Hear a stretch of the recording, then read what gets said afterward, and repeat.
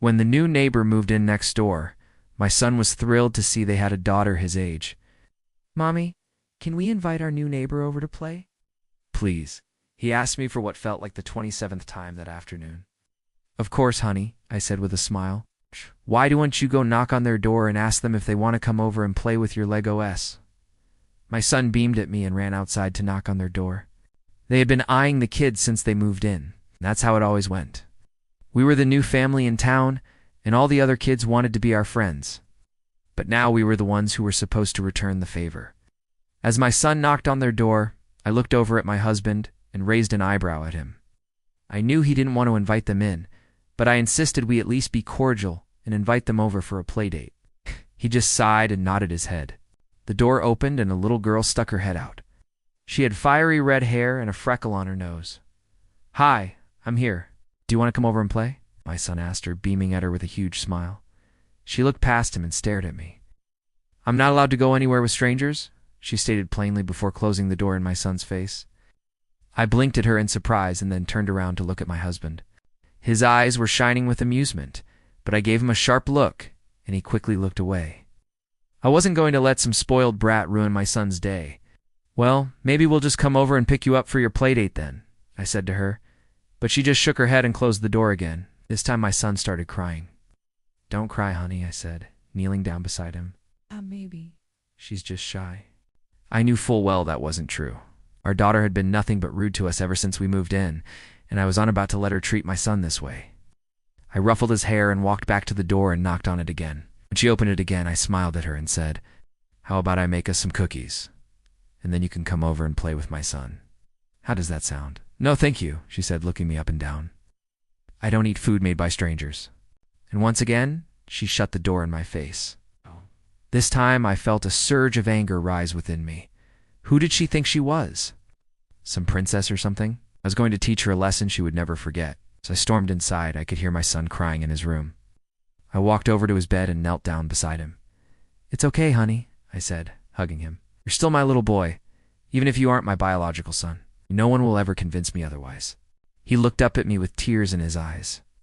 "But I thought I could be friends with her, Mommy. I really liked her. I'm sure she likes me too." I pulled him into another hug. "Oh, sweetie," I said, kissing his forehead. "I'm sure she does. But sometimes you have to give friendship a little nudge in the right direction." And I knew exactly what I had to do. I told my son to go play outside while I made him some cookies. I needed to get the ingredients ready, so I headed to the kitchen. After I finished baking the cookies, I put them on a plate and covered them with a cloth. Then I took them next door to our neighbor's house. I knocked on the door and waited for someone to answer. A tall, skinny man opened the door and stared at me. "Can I help you? Hi, I'm from next door. Just wanted to bring over some of these cookies I made for your daughter. I know she doesn't like to eat food from strangers, so I thought maybe you could eat them instead," I said with a sweet smile. His eyes narrowed slightly, but he took the plate of cookies from me and said, "Thanks. That's very nice of you." He looked down at the cookies and took a bite.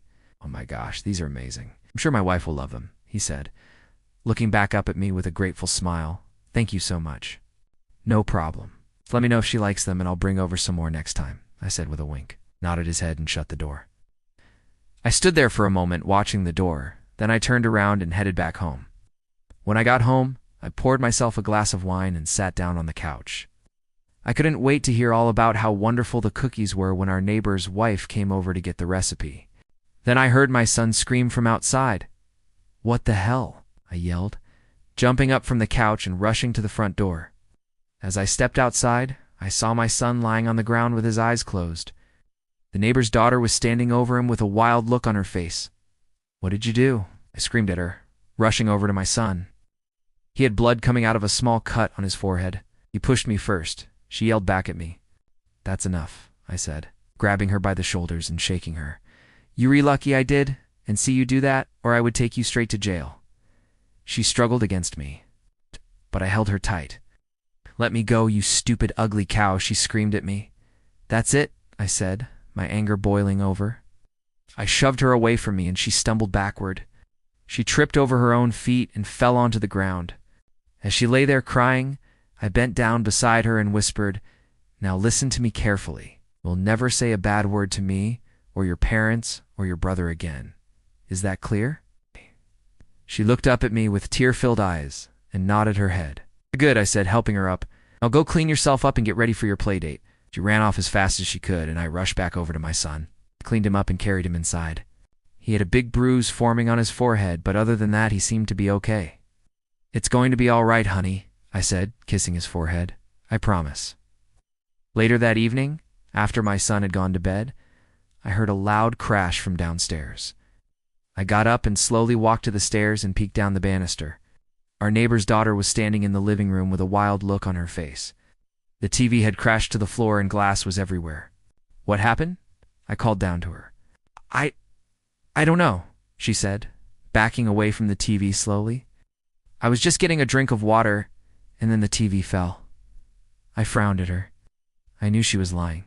There was no way that TV just fell by itself. Were you trying to break my TV? I asked her. No, she yelled. I wasn't. Then why is it broken? I asked her, taking a step closer.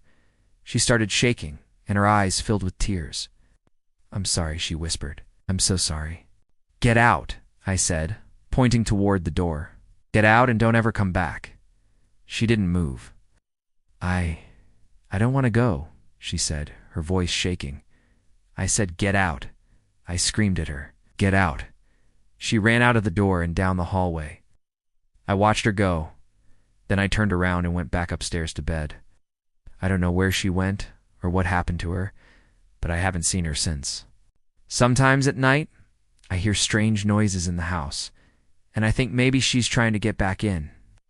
Or maybe it's just the wind. One thing I do know is that I'm never going to allow her back in our house. Thank you for watching. If you enjoyed this video, please hit the like button and subscribe for more scary stories.